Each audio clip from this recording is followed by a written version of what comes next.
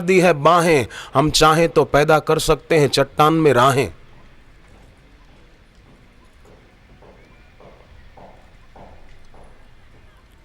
मैं कष्ट में हूं, मेरे जीवन में बहुत परिस्थिति गंभीर है, मैं बहुत मुसीबत में हूं, मैं बहुत परेशान हूं। ये परेशानी, मुसीबत, कष्ट, कठिनाई, ये सब कायर बुज़दिल लोगों के मन के उपजाए हुए शब्द हैं। वीरों की डिक्शनरी में ये शब्द होते ही नहीं है। कष्ट, कठिनाई, मुसीबत, परेशानी, हार्ड, ये सब बुज़दिलों की डायरियों के शब्द हैं। ये सब बुज़दिलों के अंतर के शब्द हैं। वीरों के अंतर के ये शब्द नहीं होते हैं। भगवान कृष्ण ने ये शब्द मना करते हैं श्री कृष्ण कि इनको अपने जीवन में स्थान ही मत दो। तो छोटी सी जिंदगी में अनमोल समय जो लौटाया नहीं जा सकता, उसको नादान आदमी यूं ही गंवा देते हैं। तो जीवन का सदुपयोग यही है कि हम भगवान से जुड़ें। समय का सदुपयोग यही है कि जो समयातीत है, कालातीत है, उससे जुड़ें। ये समय का सदुपयोग है। ये समय का सदुपयोग है। व्यस्त जीवन में से भी थोड़ा समय निकालकर आकर के बैठना, ये समय का सदुपयोग है। और इससे जो कमाई होती है, वो कमाई मौत के द्वारा छीनी नहीं जा सकती। समझो किसी ने गुरुजी से दीक्षा ली और वो रोज सुबह उठकर जप करता है, प्रार्थना करता है, तब कई बार जप करते करते भक्त की आंख से आंसू बहते हैं। उन आंसुओं में इतनी शक्ति होती है कि आसमान की बरसात को फीका कर दे। भक्ति के आंसुओं में बड़ी शक्ति होती है। भक्ति के आंसू भक्त की आंख से बहे तो भगवान अपने हाथ को रोक नहीं पाएंगे भक्त के आंसू पोंछने के सिवा।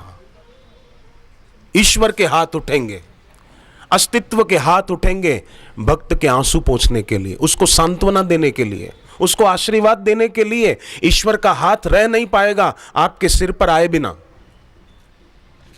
भक्ति के आंसू, मीरा की आंख से भक्ति के आंसू बहते थे, अभाव के नहीं। आज लोगों की आंखों में अभाव के आंसू आते। मेरे पास पैसा नहीं है, मेरे पास बढ़िया ड्रेस नहीं है, मेरे पास बढ़िया रूप नहीं है, मेरे पास बढ़िया मकान नहीं है, मेरे पास बढ़िया कार या स्कूटी नहीं है, उसके लिए आंसू आते हैं। उसके लिए आंसू आते हैं तो ईश्वर भी देखता है कि इसको मेरी जरूरत नहीं है, इसको वस्तुओं की जरूरत है, कौन जाए इसके पास। जैसे छोटा बच्चा है, वो रो रहा है, बहुत रो रहा है, माँ रसोई घर में खाना बना रही है, बच्चा रोए जा रहा है, तो माँ ने अपनी बड़ी बेटी को कहा कि बेटी जा, उसको जरा चॉकलेट दे दे, मिठाई दे दे, कोई खिलौना दे दे। तो बच्चा चॉकलेट से, मिठाई से, खिलौने से अगर राजी हो जाता है, रोना बंद कर देता है, तो फिर माँ उसके पास नहीं आती है। पर बच्चा खिलौनों से, चॉकलेट से और मिठाई से राजी नहीं होता और रोता रहता है, तो माँ को आना पड़ता है। उसी प्रकार जो दुनियावी चीजें पाकर, फ्लैट पाकर, बंगला बढ़िया पाकर, कार अच्छी पाकर, स्कूटर और स्कूटी बढ़िया पाकर, बढ़िया ड्रेस पाकर उसी में राजी रहता है, तो ईश्वर देखते हैं इसको तो मेरी जरूरत ही नहीं, भले रोता इन चीजों में, एक दिन तो ये चीजें यहीं छोड़कर मरेगा जिसको पाकर राजी राजी हो रहा है। पर जो इन चीजों को पाकर राजी नहीं होता, जिसको इन चीजों में सुख नहीं दिखता, ईश्वर उससे मिले बिना रह नहीं सकते। ईश्वर को इच्छा होती है कि मैं इससे मिलूं। राम जी को इच्छा हो गई मैं शबरी के पास जाऊं, ताही देई गति राम उदारा, शबरी के आश्रम पग धारा। शबरी देखी राम गृह आए, मुनि के बचन समुझी जिय भाए। ईश्वर रह नहीं पाएंगे। तेषाम मेवाम अनुकंपार्थ, ईश्वर कहते हैं मैं जब तक ऐसे भक्त पर कृपा नहीं करता तब तक मेरा कलेजा कांपता है कि मैंने उसको कुछ नहीं दिया,